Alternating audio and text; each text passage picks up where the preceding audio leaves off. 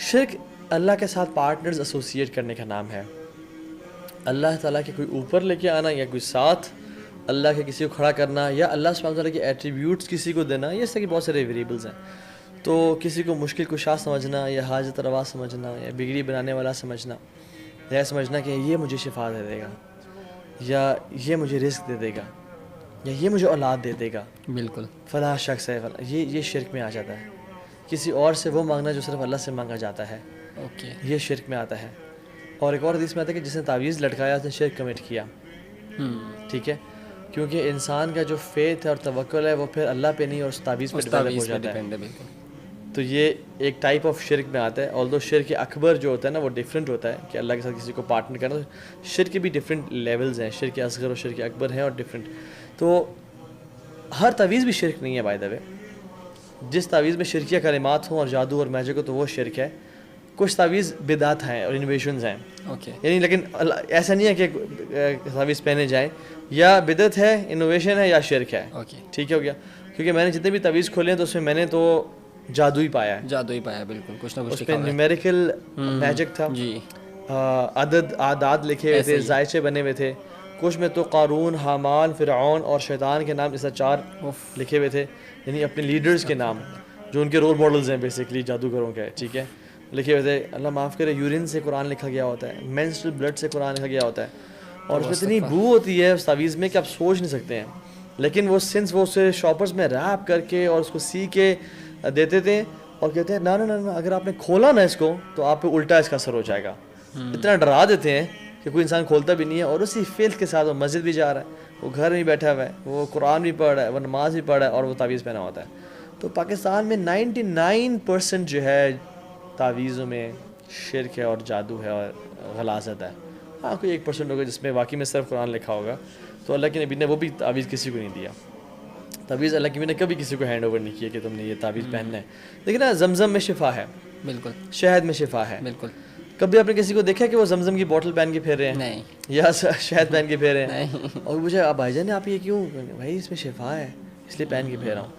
تو کہے گا یار اللہ کے بندے اس کو پینے میں شفا ہے, بالکل, زمزم کو پینے میں, شہد کو کنزیوم کرنے میں شفا ہے. اسی طرح سے قرآن کو بھی لٹکانے میں نہیں, قرآن کو پڑھنے میں شفا ہے, اس پہ عمل کرنے میں اور اس کو زبان پلانے میں شفا ہے. تو اسی طرح سے اللہ تعالیٰ پاکستان میں تو بہت شرک ہو رہا ہے. پاکستان میں بتا دوں, پاکستان, انڈیا, بنگلہ دیش, یہ سب کانٹیننٹ ہے, بہت زیادہ شرک ہو رہا ہے, بہت زیادہ. لوگ قبروں سجدے کر رہے ہیں, لوگ پیر صاحب سے یا اللہ کے ولی. اگین بیلنس ہمیں کرنا چاہیے, اللہ کے اولیاء کی قدر ہمیں کرنی چاہیے. بالکل ایسا ہی ہے جو واقعی میں اولیاء ہیں. مگر ہم کیسے جج کر سکتے ہیں کہ if someone is going to heaven یا hell؟ ہم جج نہیں کر سکتے, ہم جج نہیں کر سکتے, ہمیں کرنا بھی نہیں چاہیے, ہمیں کرنا بھی نہیں چاہیے. تو ہمیں تو اپنے اولیاء, اچھا اولیاء بھی نا وہ ننگے شنگے نہیں ہوتے ہیں. اچھا, پیر ننگے شاہ, تو پیر گدھے شاہ یا پیر فلانے شاہ, اس طرح کے پیر بنائے ہوئے سب نے. کسی پیر صاحب کے اتنے بڑے ناخن ہیں, کسی پیر صاحب کے اتنے بڑے بال ہیں آج تک کاٹے نہیں ہیں, کسی پیر صاحب نے انڈرویئر صرف پہنا ہوا ہے اور وہ بیٹھے ہوئے ہیں, اور کوئی پیر صاحب خواتین کو ٹچ کر رہے ہیں.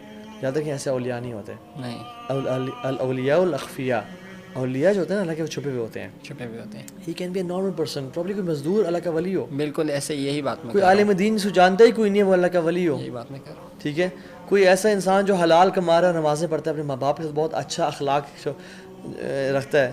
ویسے کرنی جو تھے انون تھے لیکن اللہ کے ولی تھے, کہ رسول اللہ صلی اللہ علیہ وسلم عمر بن خطاب کو کہہ رہے ہیں کہ عمر ان سے دعا کروانا. بالکل. تو ولی ہونے کے لیے ضروری نہیں کہ وہ قائد اعظم والی کیپ پہنی ہو یا اتنی بڑی داڑھی ہو یا کوئی دین کا داعی لازمی ہو. ٹھیک ہو گیا. تو پہلی بات ہے کہ اولیاء کی رسپیکٹ کرنی چاہیے, اور جو اولیاء ہمارے پاکستان میں آئے اور جو اولیاء اور مجاہدین اور طاعات پاکستان میں آئے علماء, ان کی رسپیکٹ کرتے ہیں. بالکل ایسا ہی ہے. لیکن ہم یہ نہیں کہتے کہ جو انہوں نے نہیں کیا وہ کرو. ان کی ٹیچنگ کبھی بھی نہیں تھی کہ ہماری قبروں پہ آ کے دھمال ڈالنا یا نشے کرنا. آپ چلے جائیں, آپ وہ کوئی ڈرگ کہیں سے نہ مل رہا ہو نا, آپ کو مزاروں سے مل جائے گا انفارچونیٹلی. میں نے بھی سنا ہے, ایکسپیرینس سے بتا رہا ہوں.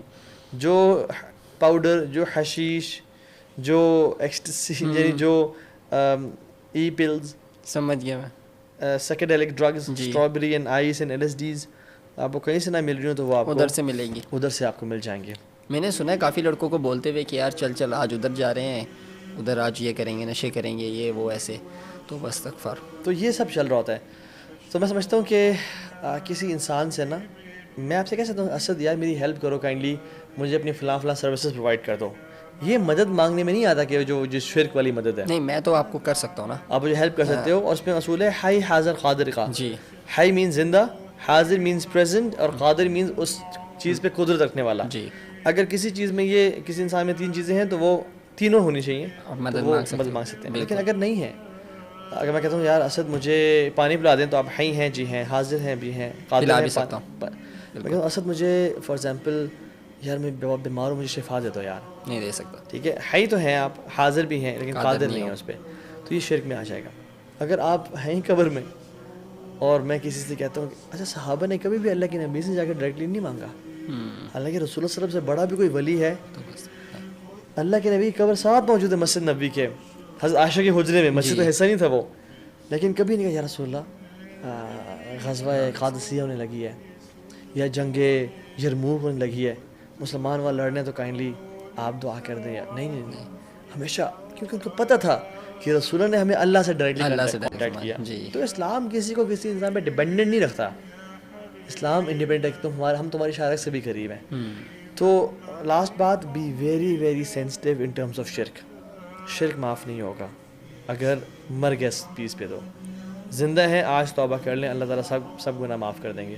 لیکن اگر موت شرک پہ آ گئی ہے, شرکی عقائد پہ آ گئے کہ فلاں صحابی میری مدد کر سکتے ہیں, یا فلاں صحابی رزق دیتے ہیں, یا فلاں اللہ کے ولی سارے جانوروں کو رزق تقسیم کرتے ہیں, فلاں شفا دیتے ہیں, تو یہ تو وہ شرک جو نوح علیہ السلام کی قوم نے کیا تھا 10 جنریشنز کے بعد, اور ان کے اندر ایسے شرک آیا. تو اپنے آپ کو شرک سے بہت بچائیں, be very sensitive in terms of شرک. ہم اپنے معاملے میں بہت سینسٹیو ہوتے ہیں کہ کس نے مجھے ٹونٹ کیا ہے, بالکل کس نے مجھے بات کر دی ہے, اس نے مجھے سارکاسٹک دماغ کیوں دیا ہے. لیکن شرک کے بارے میں بڑے کیجول ہیں, جو اللہ تعالیٰ کے اللہ تعالیٰ کی توحید پہ جو کسی نے ہاتھ ڈالنا ہے, تو بہت بچیں اس بات سے.